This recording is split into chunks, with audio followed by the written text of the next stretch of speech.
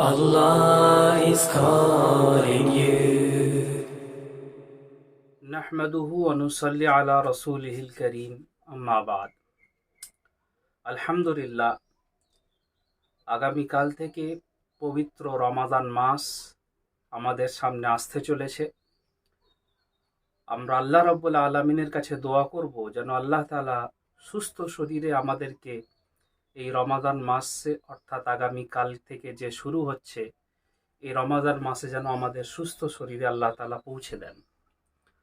রাসূল আকরাম সাল্লাল্লাহু আলাইহি ওয়াসাল্লাম এই রমাদান মাসের আগমনের অপেক্ষা এত ব্যগ্রতার সাথে করতেন, রমাদান মাস আগমনের জন্য এত ব্যাকুল এবং তৎপর থাকতেন যে তিনি 2 মাস আগে থেকেই আল্লাহর কাছে দোয়া করতেন।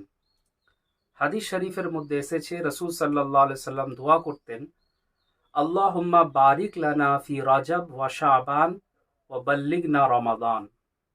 ও আল্লাহ, তুমি আমাদের রজব এবং শাবান মাসে বরকত দান করো এবং রমাদান মাস পর্যন্ত পৌঁছে দাও।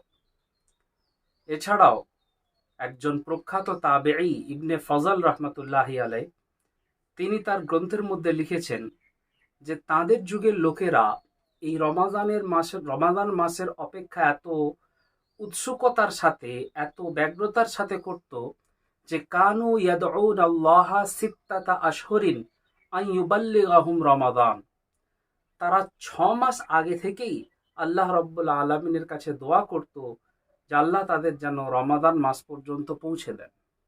সম্মানিত দর্শক মণ্ডলী, এই রমাদান মাস পাওয়াটা একটা পরম সৌভাগ্যের ব্যাপার।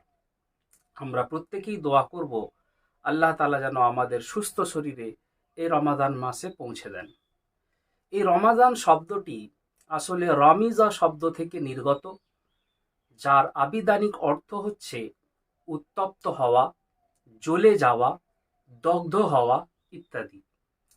সুতরাং এই মাসকে রমাদান মাস নামের নামকরণ করার কারণই হলো এই, যেভাবে আগুন কাঠ ইত্যাদিকে জ্বালিয়ে ছাই করে দেয়, ঠিক তদ্রূপ রমাদানের রোজা বান্দার গুনাহগুলোকে জ্বালিয়ে নিঃশেষ করে দেয়। আলহামদুলিল্লাহ, যেহেতু এই রমাদান মাস আল্লাহ তাআলার পক্ষ থেকে একটা আমাদের জন্য বড় উপহার, সওগাত এবং অনুগ্রহ, তাই রাসূলুল্লাহ সাল্লাল্লাহু আলাইহি ওয়াসাল্লাম এই রমাদান মাস আসার আগে থেকেই সাহাবাদেরকে একত্রিত করে রমাদান মাসের গুরুত্ব সম্পর্কে বোঝাতেন।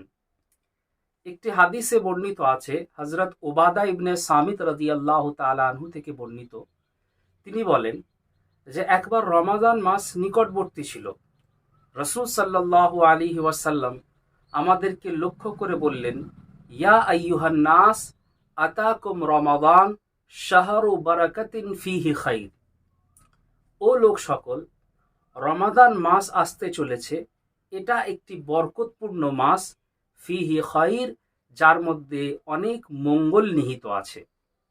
উক্ত হাদিসে রাসূল আকরাম সাল্লাল্লাহু আলাইহি ওয়াসাল্লাম আরো বলেন, ইয়াগশাকুমুল্লাহ ফায়ুনজিলুর রাহমা। এই মাসে আল্লাহ রাব্বুল আলামিন তার বিশেষ রহমত অবতীর্ণ করে তোমাদেরকে আচ্ছাদিত করে রাখেন। তিনি আরো বলেন, ইয়াহুত্তু ফিহাল খাতায়া। এই মাসে আল্লাহ রাব্বুল আলামিন অনেক বান্দাদের গুনাহগুলোকে মাফ করেন। তিনি আরো বলেন, ইয়ানজুরুল্লাহু ইলা তানাফুসিকুম ওয়া ইউবাহিকুম মালাইকা। আমল করার ব্যাপারে তোমাদের একে অপরের সাথে প্রতিযোগিতা করাকে দেখে আল্লাহ তাআলা সেটা ফেরেশতাদের সামনে গর্ব করতে থাকেন। ফারুল্লাহ ফি আনফুসিকুম খায়রা। তোমরা এই মাসে নিজেদের পক্ষ থেকে আল্লাহ রাব্বুল আলামিনের কাছে বেশি বেশি করে নেক আমলের প্রদর্শন করো।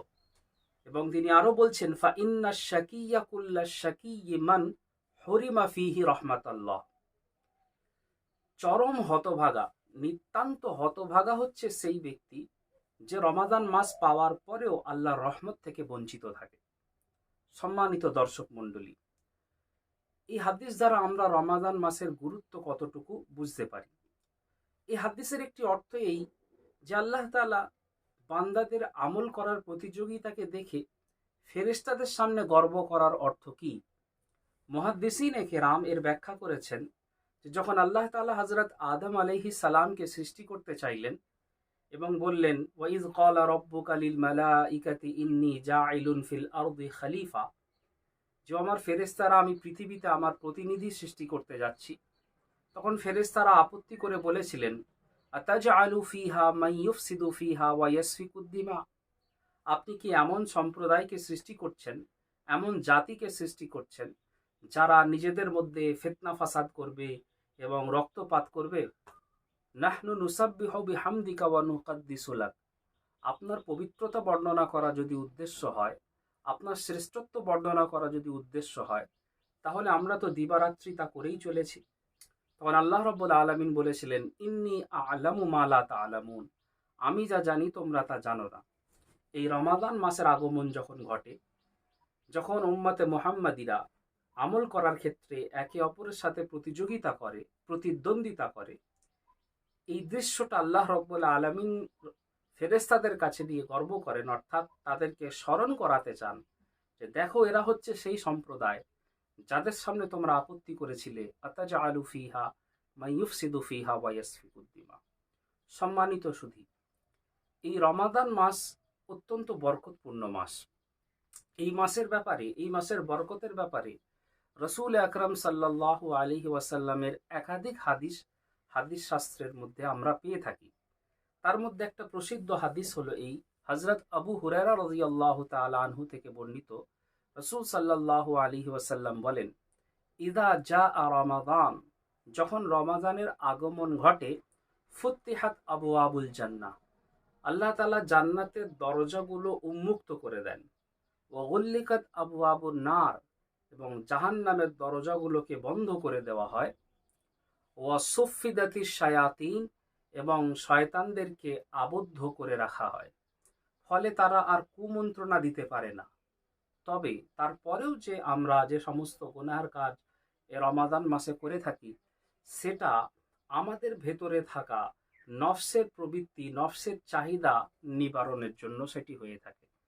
সম্মানিত সুধী, মহান আল্লাহ রাব্বুল আলামিনের কাছে দোয়া করি আল্লাহ তাআলা যেন আমাদের এই রমাদান মাসটা শরীর সুস্থ রেখে অতিবাহিত করার তৌফিক দান করেন এবং বেশি বেশি করে আল্লাহ রাব্বুল আলামিনের কাছে আমল করার তৌফিক দান করেন।